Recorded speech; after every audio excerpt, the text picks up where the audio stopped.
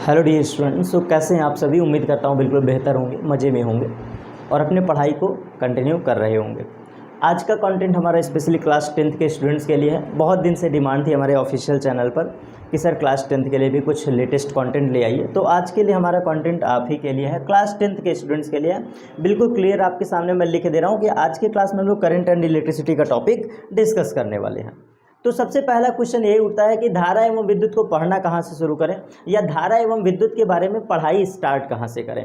तो मैंने पीपीटी के थ्रू आपके सामने सारा रिप्रेजेंटेशन रखा है। ज़्यादा हमें लिखना नहीं पड़ेगा, टाइम वेस्ट नहीं होगा, लेकिन असली मज़ा तो समझाने का व्हाइट बोर्ड पर ही आता है। तो अभी इसका हम यूज़ करेंगे। एक रफली थीम आप देख लीजिए कि क्या क्या हम डिस्कशन करने वाले हैं। चार्ज क्या होता है, आवेश के प्रकार क्या होते हैं, आवेश की प्रमुख विशेषताएं क्या होती हैं, फिर आवेश की कुछ ये फॉर्मूला है, मात्रक है, इलेक्ट्रॉन का मान क्या होता है, ये सब है। फिर फाइनली धारा क्या होता है, इससे रिलेटेड। मतलब ओवरऑल कंटेंट तो हमारे पास भर भर के है पूरा बेहतर वे में। तो अच्छा होगा कि थोड़ा सा जो इन्जॉयमेंट आता है व्हाइट बोर्ड पे पढ़ाने का, तो वहीं से अपने क्लासेस को स्टार्ट करते हैं। और कैसे चीज़ें एक्सप्लेन करना है, तो आइए स्टार्ट करते हैं। धारा एवं विद्युत टॉपिक का हम पढ़ाई कंटिन्यू करने वाले हैं आज की क्लास में। यही हमारा क्लासेस होंगी। थोड़ा सा इस पर मैं बेसिक डिस्कशन करना चाहता हूँ ताकि आपको मैं चीज़ें समझा पाऊँ, क्योंकि कुछ चीज़ें स्टार्टिंग में बेसिक है तो इसको समझाने में बेस्ट रहेगा कि अगर हम व्हाइट बोर्ड पर एक्सप्लेनेशन दें तो ज़्यादा अच्छा रहता है। चलिए देखिए, सबसे पहला प्रॉब्लम बच्चों के मन में उठता है कि सर धारा एवं विद्युत को शुरू कहाँ से करें, स्टार्ट कहाँ से करें। देखिए, हमारे चैप्टर का नाम है धारा और फिर इसके बगल में लिखा है विद्युत। मतलब कुछ ऐसा है इसकी कहानी, धारा एवं विद्युत से रिलेटेड। इसकी पढ़ाई अगर हमें स्टार्ट करना है तो कैसे कोरिलेट करें, कैसे हम कोरिलेट करें चीज़ें। तो देखो, बहुत ध्यान समझना। सबसे पहले हम समझेंगे इस विद्युत के बारे में, इलेक्ट्रिसिटी क्या होती है। सबसे पहले हम अपनी पढ़ाई को स्टार्ट करेंगे कि विद्युत क्या होता है।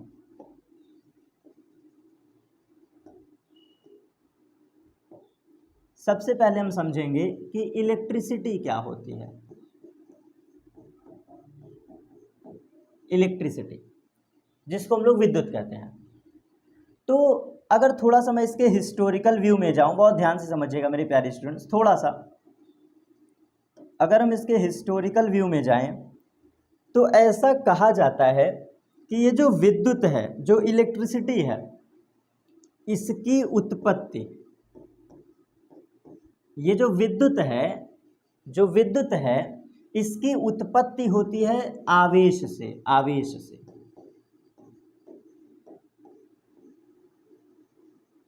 बहुत टू द पॉइंट बात को समझिएगा। अगर हम धारा एवं विद्युत को शुरू करना चाहते हैं तो पहले धारा को पढ़ें कि पहले विद्युत को पढ़ें, तो your choice is electricity.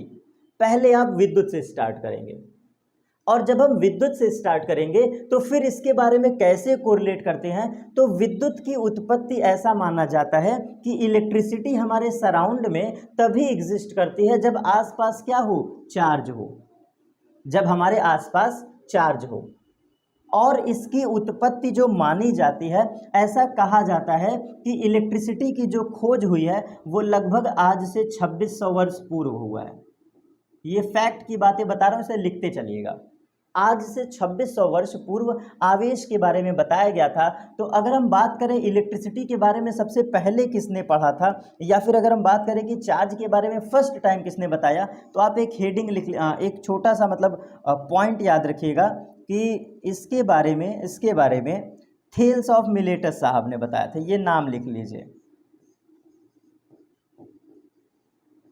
Thales of Miletus,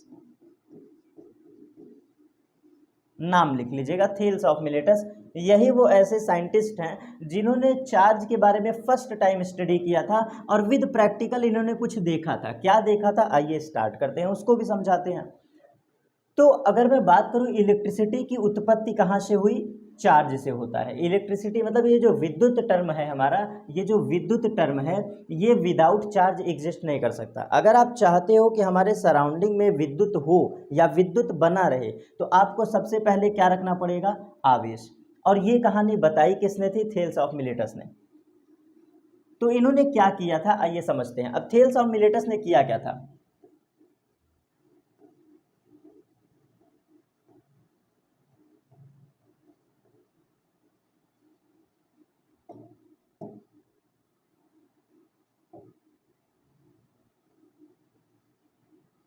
by practically, बहुत ध्यान समझिएगा, बाई प्रैक्टिकली थेल्स ने किया कि एक इन्होंने पदार्थ लिया, सबसे पहले ध्यान से समझिएगा, इन्होंने एक सब्सटेंस लिया दैट इज अंबर, इन्होंने एक सब्सटेंस लिया दैट इज अंबर, और अंबर को इन्होंने रब कर दिया किससे? वुल से। वुल, अंबर को इन्होंने किससे रब किया? वुल से। इन्होंने प्रैक्टिकल किया है, ये चीजें बताई हैं 2600 वर्ष पूर्व, यही एक्सपेरिमेंट है, बाई प्रैक्टिकली ऐसा कहा जाता है। तो जब इस एम्बर नाम के सब्सटेंस को हम वुल से रब करते हैं तो दो वस्तुएं आपस में रगड़ी गई। अब जरा बेसिक टर्म समझना, बेसिक टर्म। इन्होंने अपने थियरी में स्पष्ट बोला है कि जब हम दो वस्तुओं को परस्पर रगड़ते हैं तो वो दो वस्तुएं कौन थी? अंबर और वुल। तो इन्होंने बताया, थेल्स ऑफ मिलेटस ने बताया कि जब दो वस्तुएं आपस में रगड़ी जाती हैं तो दो वस्तुओं के रगड़ने के दौरान अंतिम रूप से, परिणामी रूप से किसी वस्तु में हल्की वस्तुओं को आकर्षित करने का गुण देखा जाता है, जिसको इन्होंने आवेश नाम दिया। इट मीन्स ये जो एम्बर नामक सब्सटेंस था, ये छोटे छोटे पदार्थों को क्या करता था? अपनी ओर आकर्षित कर लेता था। ये कौन काम करता था? ये काम करता था एम्बर। इन्होंने देखा कि जब हम अंबर को वुल से रगड़ते हैं, वुल से, तो अंबर एक पदार्थ है। दो पदार्थों के रगड़े जाने पर अंबर के अंदर एक विशेष गुण दिखाई दिया, वो है हल्के कणों को आकर्षित करने, जिन्होंने जिस गुण को इन्होंने नाम दिया आवेश का गुण। तो क्या इन्होंने कहा? बहुत ध्यान से देखिएगा, दो वस्तुओं के परस्पर रगड़े जाने पर, मतलब ओवरऑल दो वस्तुओं के परस्पर रगड़े जाने पर, दो वस्तुओं के परस्पर रगड़े जाने पर उनमें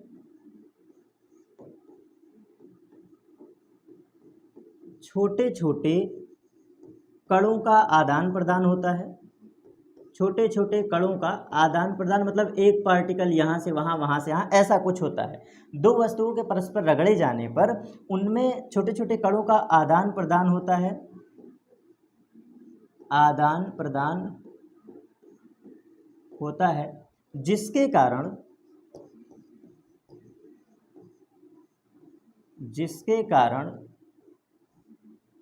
वह वस्तु आवेशित हो जाती है। आवेशित, जिसके कारण वो वस्तु क्या हो जाती हैं? आवेशित हो जाती हैं, आवेशित हो जाती हैं। और नोट करके लिख लीजिए, यहीं पर नोट करके लिख लीजिए,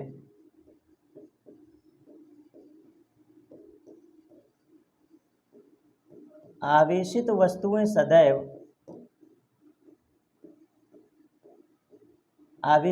सदैव छोटे छोटे कणों को, आवेशित वस्तुएं सदैव छोटे छोटे कणों को आकर्षित कर लेती हैं। आकर्षित मतलब खींच लेती हैं, आकर्षित करती हैं। बहुत छोटा सा नोट है, बहुत छोटा सा पॉइंट है।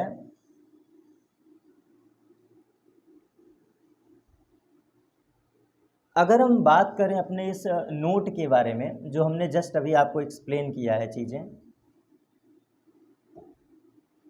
तो ये मैं नहीं कहता हूँ, ये चीज़ें मैं बिल्कुल नहीं बोल रहा हूँ। ये चीज़ें फैक्ट कहती हैं कि जब हम दो वस्तुओं को रगड़ते हैं, कोई भी दो ऑब्जेक्ट आप ले लो, उसको आपस में रब करो, तो ड्यू टू एनर्जी गैप, ऊर्जा के अंतर होने की वजह से, ड्यू टू एनर्जी गैप, कुछ पार्टिकल एक वस्तु से दूसरे वस्तु पे जाते हैं और कुछ छोटे छोटे कण दूसरे से इस पर आ जाते हैं। और परिणामी रूप से होता क्या है कि वस्तुएं आवेशित हो जाती हैं, और आवेशित वस्तुओं का ये गुण होता है, आवेशित वस्तुओं की ये विशेषताएं होती हैं कि वो क्या करती हैं? हल्की चीज़ों को आकर्षित करती हैं। आवेशित वस्तुओं की ये सबसे बड़ी विशेषता है आवेशित वस्तुओं की ये सबसे बड़ी विशेषता है कि वो क्या करती हैं, छोटे छोटे कण को आकर्षित करती हैं। और ये बात मैं नहीं कहता, सेम यही चीज़ थेल्स ऑफ मिलेटस साहब ने बोला। इन्होंने कहा कि जब हमारा एम्बर हल्के कणों को अपनी ओर आकर्षित कर लेता है तो इस प्रॉपर्टी को कहा कि this amber particle become charge. It means ये जो एम्बर है ये आवेशित हो चुका है, ये एम्बर हमारा क्या हो चुका है, आवेशित हो चुका है। तो कहने का मतलब है, अगर मैं यहाँ पर बात करूँ चार्ज के बारे में, अगर मैं बात करूँ इलेक्ट्रिसिटी के बारे में, तो सबसे बेसिक टर्मिनोलॉजी आप ये क्लियर रखिएगा, electricity only exist in the presence of charge. सबसे पहली बार थेल्स ऑफ मिलेटस ने स्पष्ट बताया कि बिना आवेश के, बिना चार्ज के विद्युत उत्पन्न नहीं हो सकती। और दूसरा बात इन्होंने बाई प्रैक्टिकल बताया कि अगर आप आवेश को पैदा करना चाहते हो, चार्ज को प्रोड्यूस करना चाहते हो, तो सबसे बेसिक फिनोमिना है दो वस्तुओं को रब कर दो। दो वस्तुओं को रब कर दो मतलब दो वस्तुओं के रगड़े जाने से, due to rubbing process, due to frictional electricity, charge can be created easily. अगर मैं बात करूं अपने फैक्ट पर अभी, और ओवरऑल आप क्लास 10th के स्टूडेंट्स हैं तो बहुत ज़्यादा हमें हार्ड लेवल में नहीं जाना है। हाई स्कूल के छात्रों को बस थोड़ा थोड़ा बेसिक नॉलेज देना होता है, तो इसलिए आप इतनी बातें अगर लिख लेते हैं तो कोई दिक्कत नहीं है। लेकिन हाँ, एक नोट मैं यहाँ पर और ऐड कर देता हूँ और फिर हम चलेंगे अपने सीधे टॉपिक पर, अपने पीपीटी पर चलेंगे। नोट करके आप लिख लीजिएगा, क्या है वो नोट, कि आवेश जो पैदा होता है इसमें सबसे बड़ा रोल निभाता है घर्षण विधि। मतलब आवेश को पैदा करने के लिए सबसे आसान रोल अगर कोई निभाता है तो वो है घर्षण विधि। और घर्षण विधि का मतलब होता है वही दो वस्तुओं को परस्पर रगड़ना। घर्षण विधि में हम क्या करते हैं, दो वस्तुओं को परस्पर रगड़ते हैं।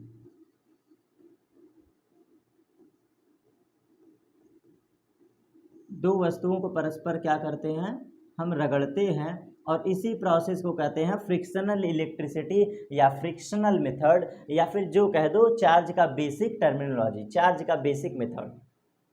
तो एक छोटा सा नोट आपने ये समझा, फिर हम ऐसे ही धीरे धीरे आगे समझते हैं कि जब दो वस्तुएं रगड़ी जाती हैं तो कैसे धनावेशित बना, कैसे ऋणावेशित बना। इसको भी एक छोटे से डायग्राम के थ्रू आपको बेसिक समझाता हूँ। जैसे फॉर एग्जांपल मान लो ये कोई पदार्थ ए है, माना ये कोई पदार्थ ए है, तो उदासीन अवस्था में इस पर कोई आवेश नहीं होता, आप जानते हैं। अगर कोई बॉडी न्यूट्रल है, साधारण अवस्था में है, तो इस पर कोई आवेश नहीं होता। और हमने सेम एज इट इज एक और ऐसे पदार्थ ले लिया बी। तो दो पदार्थ हैं ए और बी, जब आप इनको आपस में रगड़ते हो, दो वस्तुओं को जब आप आपस में रगड़ते हो तो दो चीजें हैं, या तो ए से पार्टिकल बी में चले जाएं, या तो ए के पार्टिकल क्या हो जाएं, बी में चले जाएं।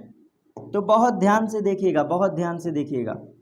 हम ऐसा मान रहे हैं कि जब हम इन दो वस्तुओं को रगड़ रहे थे तो छोटे छोटे पार्टिकल ए से कहाँ चले गए, बी पे। छोटे छोटे पार्टिकल कहाँ चले गए, ए से बी पर।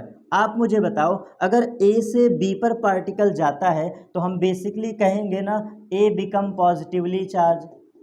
याद करो, अगर हमारे छोटे छोटे कण ए से निकल के बी पे चले गए तो ए क्या हो गया, ऋणावेशित, और बी ए हो गया धनावेशित और बी क्या हो गया, ऋणावेशित। क्यों? क्योंकि जहाँ पर इलेक्ट्रॉन या जहाँ पर छोटे छोटे कण जाकर बैठते हैं वो क्या हो जाता है, ऋणावेशित। तो ये पहला केस है, ऐसा हो सकता है। एक और एग्जाम्पल लेते हैं, सेम एज इट इज। एक और एग्जाम्पल, माना कि कोई पदार्थ ए है और माना ये कोई भी पदार्थ बी है, लेकिन यहाँ पर उल्टा होगा, बी से ए पर पार्टिकल गए।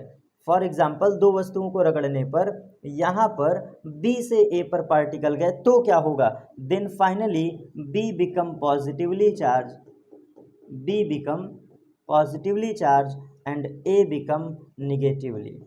ए तुम्हारा क्या हो जाएगा, ऋणावेशित हो जाएगा। ये वही कॉन्सेप्ट है, ये वही कॉन्सेप्ट है जो आप केमिस्ट्री में पढ़ते हैं कि अगर हमारे किसी पदार्थ से इलेक्ट्रॉन निकल जाए तो वो धनावेशित हो जाता है, और जहाँ इलेक्ट्रॉन जाके बैठ जाए वो ऋणावेशित हो जाता है। सिर्फ एक बेसिक टर्मिनोलॉजी के थ्रू मैंने क्लियर किया कि आवेश क्या है, विद्युत क्या है। थोड़ा सा और बेसिक आपको यहाँ पे कुछ बातें और समझा देते हैं। जैसे आपके माइंड में इतना तो क्लियर हो गया होगा, इतना तो क्लियर हो गया होगा कि विदाउट आवेश, सबसे पहला नोट, बिना आवेश के, आवेश without charge electricity never exist.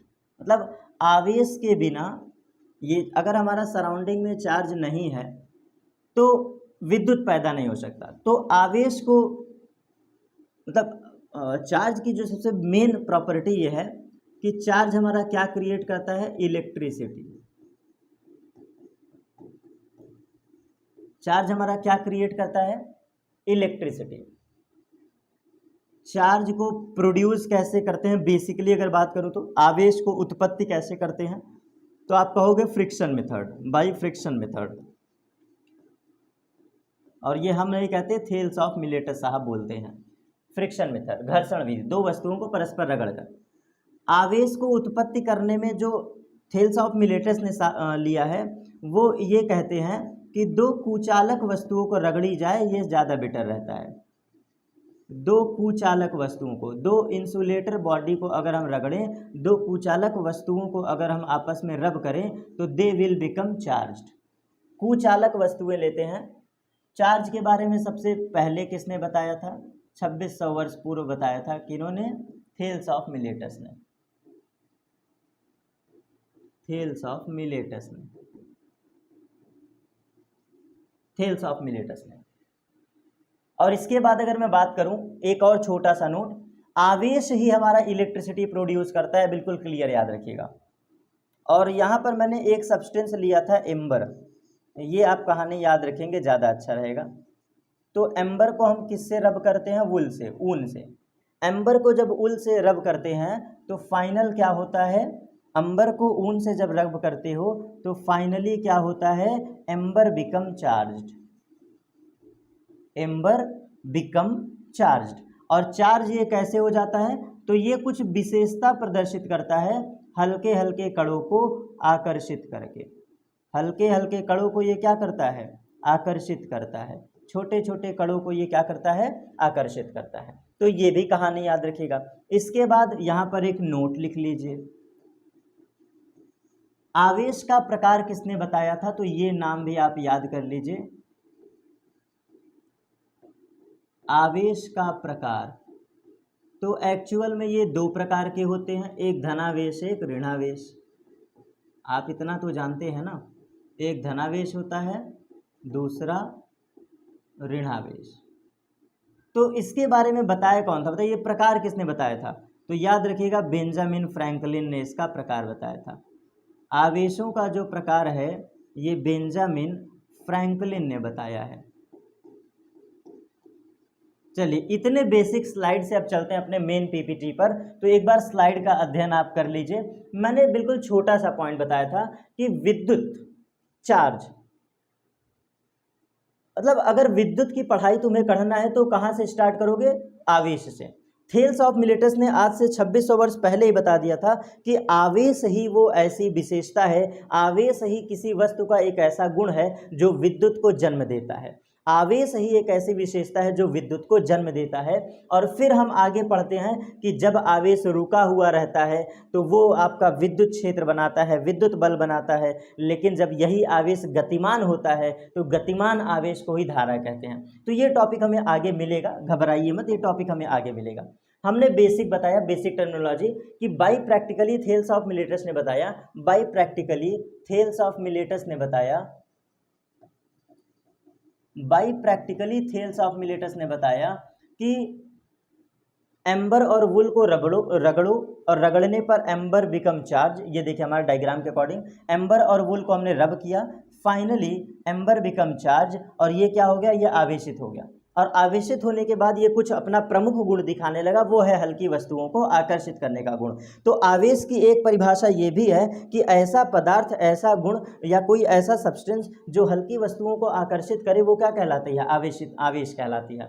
और ये कैसे होता है, तो मैंने एक नोट लिखा है कि दो वस्तुओं के परस्पर रगड़े जाने पर उनमें छोटे छोटे कणों का आदान प्रदान होता है। जब दो वस्तुएं आप रब करते हो तो ड्यू टू एनर्जी गैप, ऊर्जा के अंतर होने की वजह से इलेक्ट्रॉन एक जगह से दूसरे जगह स्थानांतरित होते हैं और परिणामी रूप से वस्तुएं आवेशित हो जाती हैं। तो दो एग्जाम्पल के थ्रू मैंने समझाया, ए और बी है। जब ए बी को मैंने रब किया तो पहला केस था ए के पार्टिकल बी पे चले जाएं तो A become positively charge, B become negatively charge. इसी का दूसरा केस है कि अगर हम जब बी और ए को रगड़ रहे हैं तो बी से ए पर कण स्थानांतरित हो तो बी हमारा धनावेशित हो गया, ए हमारा ऋणावेशित हो गया।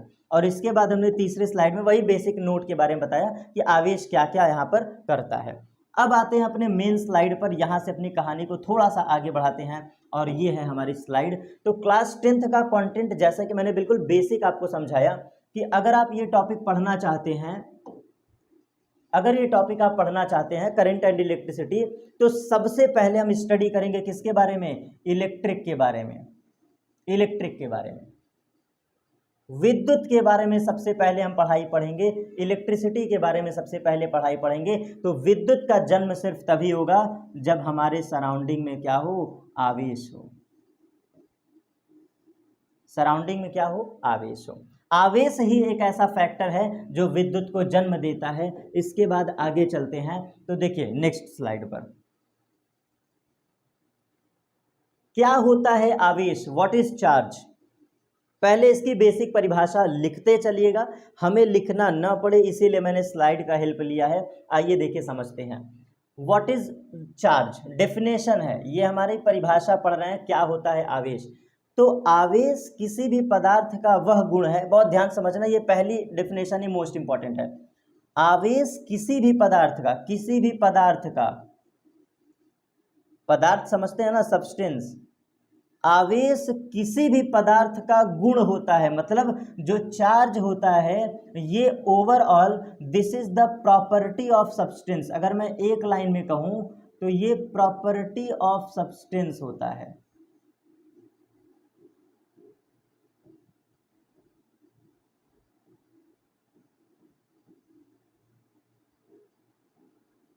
किसी वस्तु का गुण होता है, मतलब किसी पदार्थ का गुण होता है। देखो ये लिखा है साफो साफ कि आवेश किसी भी पदार्थ का गुण होता है। अब क्या गुण होता है वो देखिए, जिसके कारण ये विद्युत क्षेत्र मतलब इलेक्ट्रिक फील्ड बनाए और चुंबकीय क्षेत्र बनाए। आवेश किसी भी पदार्थ का गुण हो सकता है जिसके कारण वो पदार्थ क्या प्रदर्शित करे, इलेक्ट्रिक फील्ड और मैग्नेटिक फील्ड। मतलब कि अगर हमारे सराउंडिंग में कहीं पर विद्युत क्षेत्र है, चुंबकीय क्षेत्र है, तो हम ये आसानी से कह देंगे कि वहाँ आवेश है। ये पहली डेफिनेशन। अब दूसरा चीज देखो, किसी भी वस्तु में इलेक्ट्रॉन की अधिकता, मतलब इलेक्ट्रॉन की अधिकता मतलब निगेटिव चार्ज, और कमी होना आवेश के गुण को प्रदर्शित करता है। कहने का मतलब आपने पढ़ा है ना कि अगर किसी सब्सटेंस से इलेक्ट्रॉन निकल जाए, एक छोटा सा एग्जांपल, ये एक सब्सटेंस है, अगर यहाँ से कुछ पार्टिकल निकल जाए, जैसे इलेक्ट्रॉन निकल जाए, तो ए हमारा क्या बन जाता है? धनावेशित है तो बनता है। याद करो केमिस्ट्री में इतना तो आप पढ़े हैं ना, इलेक्ट्रॉन की कमी क्या बनाती है? धनावेशित। और इलेक्ट्रॉन की अधिकता क्या बनाएगा? ऋणावेशित। तो वही लिखा है, किसी भी वस्तु में इलेक्ट्रॉन की अधिकता या इलेक्ट्रॉन की कमी होना आवेश के गुण को प्रदर्शित करता है। क्योंकि आपको पता है इलेक्ट्रॉन निकल जाएगा तो वस्तु धनावेशित हो जाएगी, और इलेक्ट्रॉन अधिक हो जाएगा तो वस्तु ऋणावेशित हो जाएगी। ठीक है, तो ये दो डेफिनेशन खत्म। अब तीसरे देखिए, किसी पदार्थों में, बहुत ध्यान समझिएगा, देखिए किसी पदार्थों में आ गया थेल्स ऑफ मिलेटस का रूल, थेल्स ऑफ मिलेटस का रूल आ गया। किसी पदार्थों में अन्य हल्के पदार्थों को, अन्य हल्के पदार्थों को मतलब हल्के पदार्थों को अपनी ओर आकर्षित करने का यह गुण। कोई पदार्थ है जिसके अंदर दूसरे पदार्थों को आकर्षित करने का गुण यदि पाया जाए तो ये किसके कारण होता है? घर्षण के कारण। देखो लिखे थे ना घर्षण विधि, लिखे थे ना थोड़ी देर पहले, घर्षण विधि के कारण होता है। तो घर्षण के कारण होता है, और पदार्थों के द्वारा इस गुण को प्रदर्शित करना भी क्या कहलाता है? चार्ज। अगर कोई दो वस्तुएं रगड़ी जाती हैं तो रगड़ने पर वो आवेशित हो जाती हैं, ये हम कैसे कह सकते हैं? घर्षण के कारण आता है, ये बात हम कह सकते हैं। तो ये भी पॉइंट याद रखिएगा, किसी पदार्थों में अन्य हल्के पदार्थों को अपनी ओर आकर्षित करने का गुण क्या कहलाता है? चार्ज कहलाता है, जो कि घर्षण के कारण होता है। और फिर इसके बाद देखिएगा, ये सभी कारक, मतलब कि डेफिनेशन 1, डेफिनेशन 2, डेफिनेशन 3, वह कारक जिससे यह पदार्थों में आता है गुण, मतलब ये जो 3 डेफिनेशन आप पढ़े हो, अगर ये विशेषता कोई वस्तुएं प्रदर्शित करती हैं तो दैट इज कॉल्ड इलेक्ट्रिसिटी। बहुत ध्यान से समझिए, बहुत ध्यान से समझिए कि ये तीनों डेफिनेशन, मतलब नंबर 1, नंबर 2, नंबर 3, अगर ये तीनों विशेषताएं कोई भी प्रदर्शित करता है, कोई भी पदार्थ, तो आप उसको क्या कहोगे? विद्युत कहोगे, क्योंकि आवेश की विशेषताओं को प्रदर्शित करना ही क्या कहलाता है? विद्युत कहलाता है। ऐसा पदार्थ, ऐसी प्रॉपर्टी, ऐसी विशेषता जो आवेश के गुण को प्रदर्शित करे, दे विल बिकम चार्ज या they will known as charge. तो ये 3 डेफिनेशन आपने बेसिक क्या समझा, जो तुमको अच्छा लगे। अगर कहीं पर इलेक्ट्रॉनों की कमी हो रही है या इलेक्ट्रॉनों की अधिकता हो रही है तो दे विल बिकम चार्ज्ड। कहीं पर अगर विद्युत क्षेत्र बन रहा है, कहीं पर अगर चुंबकीय क्षेत्र बन रहा है तो वो क्या कहलाएगा? चार्ज। अगर कोई पदार्थ दूसरे हल्के पदार्थ को आकर्षित करने का गुण प्रदर्शित कर रहा है तो वो भी क्या कहलाएगा? चार्ज। जैसा कि अंबर करता था, एम्बर। चलिए, ये हेडिंग हमारा बिल्कुल क्लियर समाप्त। अब यहाँ पे पॉइंट देखो, मैंने एक स्लाइड थोड़ी सी खाली छोड़ी है, तो आप लिख लीजिएगा क्या लिखना है। आवेश के बारे में किसने बताया था? आवेश के बारे में सबसे पहली पढ़ाई पढ़ी थी 2600 वर्ष पूर्व,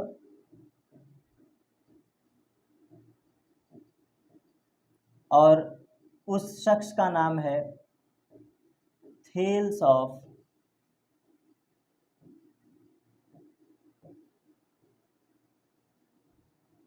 मिलेटस। यहां पर ज्यादा नहीं लिखेंगे, ठीक है, ये क्लियर। और इन्होंने क्या किया था? ये है हमारा एम्बर, और एम्बर को इन्होंने वुल से रब किया। फाइनली क्या हुआ?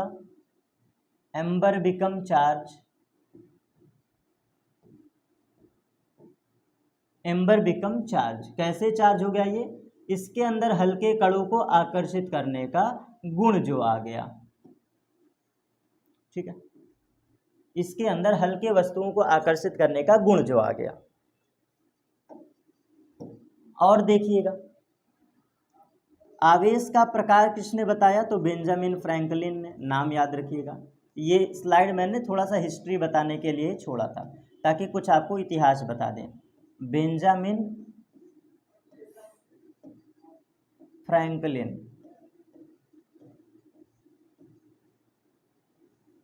बेंजामिन फ्रैंकलिन ने क्या बताया था? धनावेश और ऋणावेश को बताया इन्होंने। आवेश 2 प्रकार का होता है, एक धनावेश, एक ऋणावेश। ये बताया है कि इन्होंने बेंजामिन फ्रैंकलिन ने, याद रखिएगा। और अगर मैं बात करूं आवेश की उत्पत्ति कैसे होती है, तो आप सिर्फ अभी समझो कि बाई फ्रिक्शन मेथड, बाई घर्षण विधि, मतलब बाई फ्रिक्शन मेथड।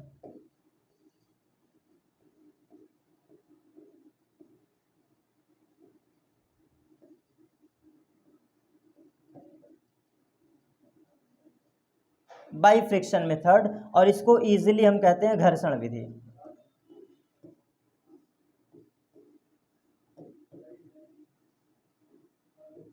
ठीक है, घर्षण विधि। तो ये बेसिक स्लाइड याद रखिएगा। अब आगे चलते हैं, इसके बाद तीसरा। तो आवेश का प्रकार आपके क्लास 10th लेवल पे समझिएगा। टाइप ऑफ चार्ज, आवेश हमारा सिर्फ 2 प्रकार का होता है, एक होता है धनावेशित, एक होता है ऋणावेशित। और ध्यान से समझिएगा, धनावेशित क्या प्रदर्शित करता है? प्रोटॉनों की अधिकता, बहुत ध्यान समझना, सॉरी, प्रोटॉनों की तुलना में मतलब धनावेश है, बहुत ध्यान समझिए, धनावेश। तो धनावेश मतलब ये क्या है, पॉजिटिव चार्ज। धनावेश मतलब पॉजिटिव चार्ज। तो देखो क्या लिखा है, यह प्रोटॉनों की तुलना में और इलेक्ट्रॉनों की न्यूनता है, मतलब प्रोटॉन की तुलना में इलेक्ट्रॉन की न्यूनता का मतलब है यहाँ प्रोटॉन ज़्यादा है। भाई ध्यान से समझिए, धनात्मक का मतलब क्या है, धनात्मक का मतलब क्या है कि प्लस चार्ज ज़्यादा हूँ, प्लस चार्ज क्या हूँ, ज़्यादा हूँ। तो अगर किसी वस्तु पर धन आवेश ज़्यादा है और ऋण आवेश कम है, ऋण आवेश कम है, तो वही तो लिखा है, देखो जरा, यह प्रोटॉनों की तुलना में इलेक्ट्रॉनों की न्यूनता है, न्यूनता, इलेक्ट्रॉन कम है, प्रोटॉन ज़्यादा है, और इसी को आप कहते हैं कि इलेक्ट्रॉनों की कमी। इलेक्ट्रॉनों की कमी, ये जो न्यूनता है इसी को तो कहते हो इलेक्ट्रॉनों की कमी। क्या कहलाता है, धनावेश।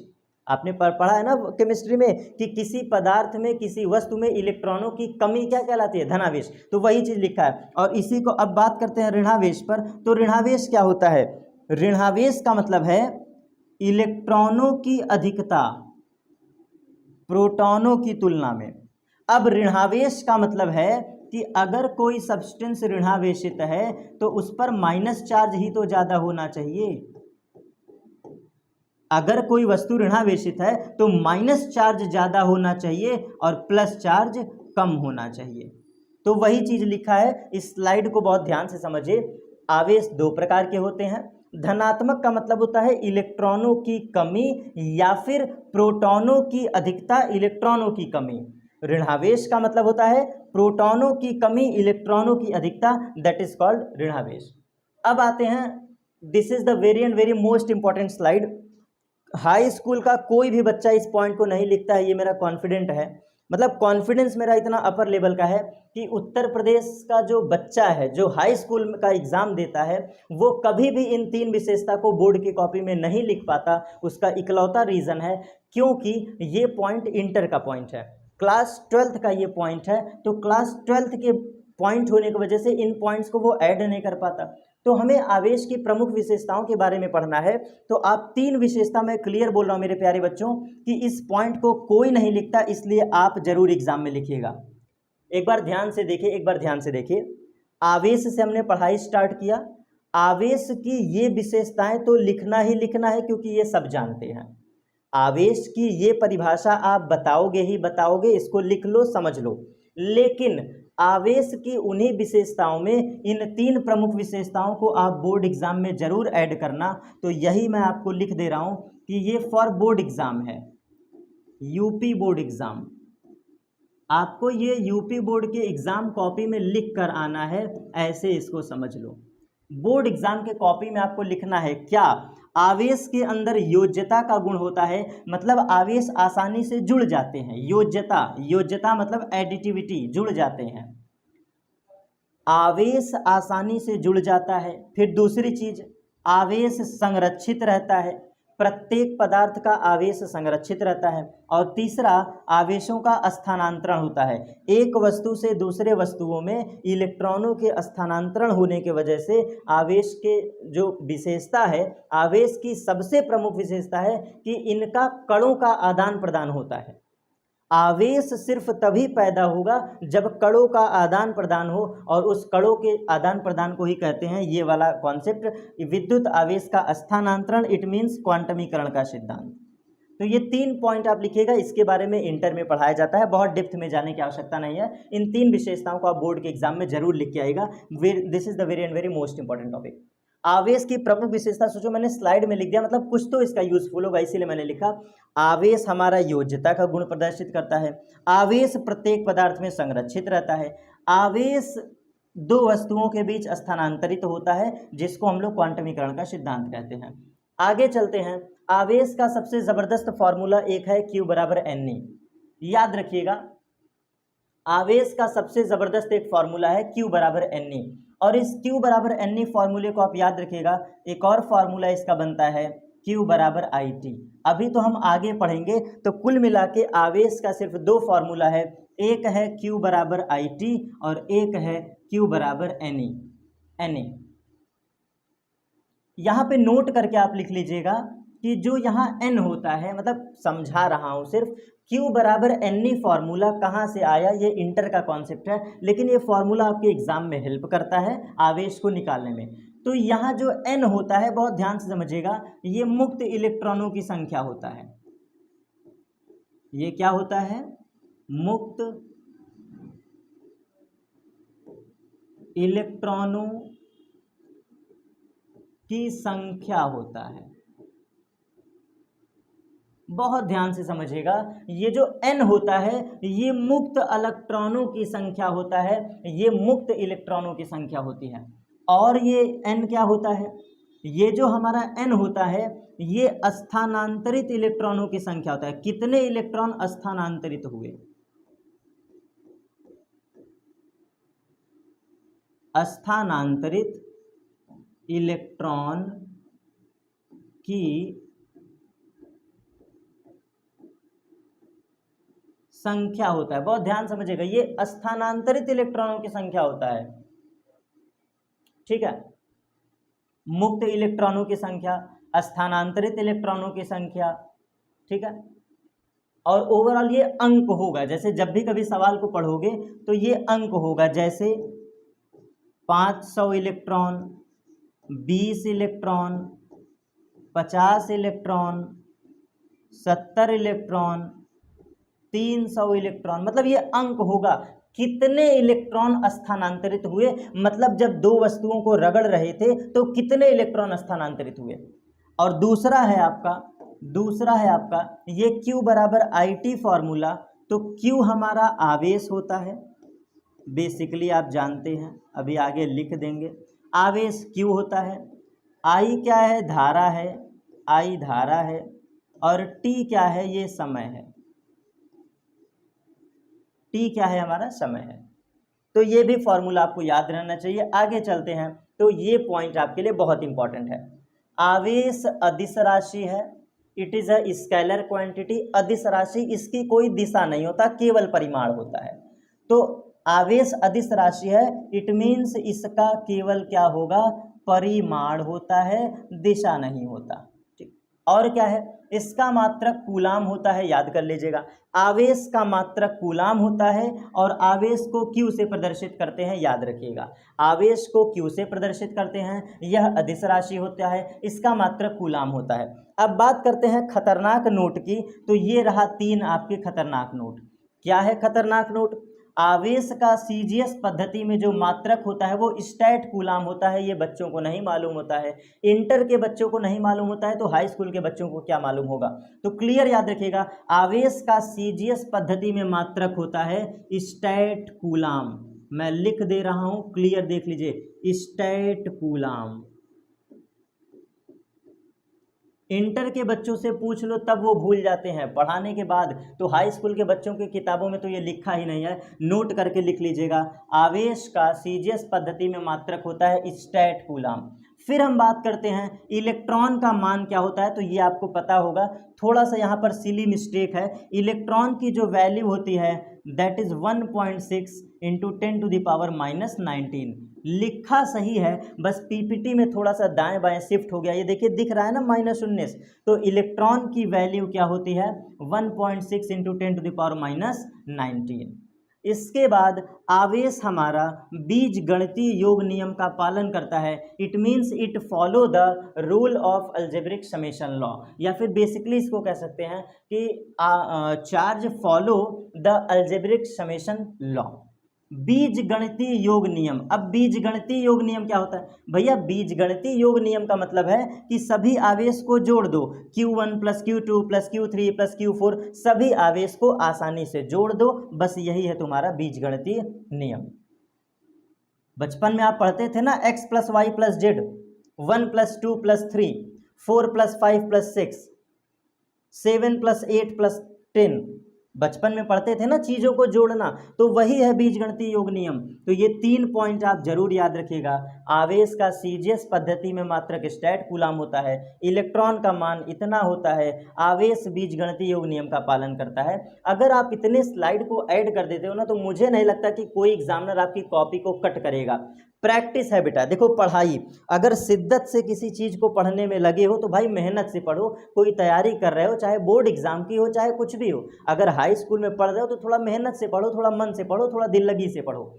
तो आवेश की 3 विशेषता आप लिख लिख के प्रैक्टिस कर लेना। This is the slide number 1। एक बार दिखा देता हूं, क्योंकि ये हमारी पहली स्लाइड है और पहली स्लाइड के बाद पहली हेडिंग हमारी ये है, तो 3 डेफिनेशन ये याद कर लीजिए। फिर इसके बाद आवेश की खोज 2600 वर्ष पूर्व Thales of Miletus, amber, Benjamin Franklin, इसके बारे में बोल चुका हूँ। आवेश का प्रकार ये होता है, आवेश की प्रमुख विशेषताएं ये होती हैं, याद रखिएगा। आवेश का फॉर्मूला ये होता है। फिर बात करें आवेश की ये बेसिक परिभाषा। 6 स्लाइड जो भी थी पूरा डिस्क्रिप्शन बॉक्स में फ्री ऑफ कॉस्ट आपको अवेलेबल करवाऊंगा। आप जीरोक्स करवा लीजिए मार्केट से और नोट्स आपके पास मिल जाएगा in the format of digital board notes. तो डिजिटल बोर्ड का ये नोट्स है, तगड़े वे में आप पढ़ाई कर सकते हैं। और इतने के बाद अब आगे चलते हैं, तो ये मिनिमम आपको लिख लिख के प्रैक्टिस करना है। अब हमारा अगला टॉपिक होगा धारा क्या होता है। अब हमारा अगला टॉपिक होगा कि धारा क्या होता है। तो क्यों ना आज के क्लास को यहीं पर स्टॉप करते हैं, क्योंकि हाई स्कूल के बच्चे थोड़ा थक जाते हैं, उनके लिए बहुत लंबा पढ़ाई पढ़ाओ तो थोड़ा सा हार्ड लगता है। छोटे छोटे टॉपिक को कवर करते चलेंगे। हमारे पास स्लाइड बहुत ढेर सारी है, स्लाइड बहुत ढेर सारी है, तो चीज़ें हम आपको इसी वे में कोरिलेट करेंगे। आज के क्लास में जो हमने पढ़ा है वो याद रखिएगा, लेकिन एक पॉइंट मैं आपको पढ़ा दूँ तब मैं आगे चलता हूँ। तो जैसा कि हमारा मेन टॉपिक था धारा के बारे में, जैसा कि हमारा मेन टॉपिक था धारा के बारे में, कुछ शब्द यहाँ पे बोल देता हूँ भूमिका बनाने के लिए। तो आइए इसके लिए मैं एक भूमिका बनाता हूँ। हमने पढ़ा कि विद्युत का जन्म होता है आवेश से। बहुत ध्यान से चीज़ों को समझते चलिएगा। विद्युत की उत्पत्ति तब हुई जब हमारे सराउंडिंग में कौन आया? आवेश। ठीक है। अब ये जो चार्ज है, ये जो चार्ज है जिसको हम लोग प्लस क्यू या माइनस क्यू कहते हैं, प्लस क्यू या माइनस क्यू, बहुत ध्यान से समझिएगा। आवेश की एक विशेषता और है। क्या है वो विशेषता? कि अगर हमारा आवेश गतिमान न हो, ये जो चार्ज है ये गतिमान न हो, मतलब वेलोसिटी स्पीड बराबर 0, जो आवेश है ये गतिमान नहीं है, आवेश हमारा गतिमान नहीं है। तो जब हमारा आवेश गतिमान नहीं होता है, इस शर्त में ये सिर्फ और सिर्फ इलेक्ट्रिक फील्ड बनाता है, विद्युत क्षेत्र बनाता है और विद्युत बल लगाता है। याद रखिएगा, जब हमारा आवेश गतिमान नहीं होता है, इट मीन्स ये जो चार्ज है ये 2 तरीके से रहता है, एक रुका हुआ, एक चलता हुआ। तो अगर ये आवेश हमारा रुका हुआ है तो रुका हुआ आवेश सिर्फ और सिर्फ विद्युत क्षेत्र बनाता है और सिर्फ विद्युत बल लगाता है। लेकिन अगर हमारा यही चार्ज मूव करने लगे, चाहे प्लस चार्ज लो चाहे माइनस चार्ज लो, अगर ये v वेलोसिटी से गतिमान हो जाए, इट मीन्स ये जो मैं आवेश की बात कर रहा हूं, अब ये क्या है? गतिमान है। अगर हमारा आवेश गतिमान होता है तो मेरे प्यारे बच्चों याद रखिएगा, गतिमान आवेश ही धारा है। यही मैं आपको समझाना चाह रहा था। गतिमान आवेश ही धारा कहलाती है। गतिमान आवेश ही तुम्हारा क्या कहलाता है? धारा कहलाता है। तो moving charge is current. Clear अगर बोलूं तो मूविंग चार्ज इज करंट।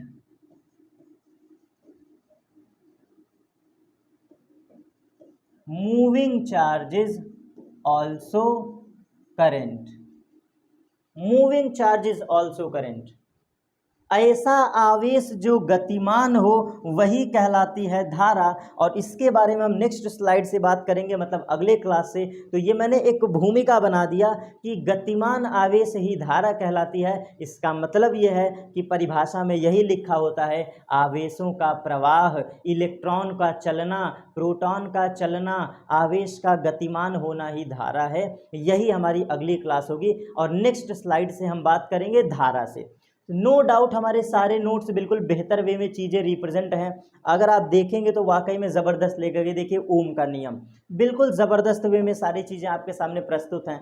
ओम का नियम हो गया, ये कुछ बेसिक विशिष्ट प्रतिरोध के बारे में, ये देखिए विशिष्ट प्रतिरोध। तो सारा नोट्स हमारे पास अवेलेबल है, लिखना कुछ भी नहीं है, बस हमें बोलना है। और आपके सामने सारा पीपीटी मैं पहले ही प्रोवाइड करवा दूंगा डिस्क्रिप्शन बॉक्स में। एक टॉपिक आज के क्लास में हमने समाप्त किया, वो है चार्ज। आवेश के बारे में हमने पूरा बेसिक पढ़ा दिया क्लास 10th के अप्रोच से। जिन बच्चों को बहुत हायर लेवल में पढ़ना हो, जिन बच्चों को आवेश के बारे में बहुत हार्ड में पढ़ना है, तो 2 वीडियो मैं डिस्क्रिप्शन बॉक्स में और लगा दिया हूँ। क्लास 12th का वो लिंक है, इंटर बुक का वो लिंक है, तो जिनको बहुत डेप्थ में पढ़ाई पढ़ना हो उन 2 वीडियोस को आप देख लीजिए, और बेसिक मैंने पढ़ाया है। मिलते हैं अपने अगले क्लास पर। क्लास 10th का नेक्स्ट वीडियो होगा करंट एंड इलेक्ट्रिसिटी, और धारा से हम अपने पढ़ाई को स्टार्ट करेंगे। आज के क्लास को यहीं पर समाप्त करते हैं। Thanks to all of you.